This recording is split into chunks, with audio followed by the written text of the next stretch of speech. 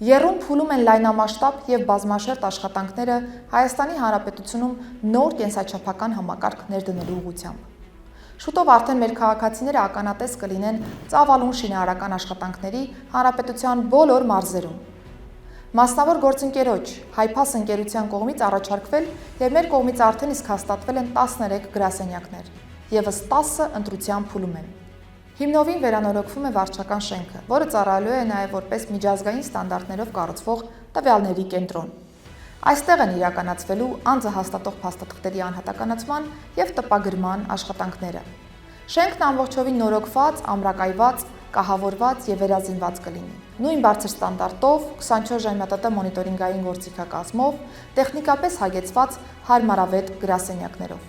Այսպիսով մենք արժանապատիվ պայմաններ ենք ապահովում նաև աշխատակազմի համար, որովհետև հավատում ենք, որ որակյալ ծառայությունների մատուցումը սկսվում է այստեղից։ Երևանում ամենաբանուկ առևտրի 2 համալիրներում, մոլերում կբացվեն գերժամանակակից գրասենյակներ, կենսաչափական տվյալների հավաքագրման բոլորը մեկում ինքնասպասարկման սարքավորումներով,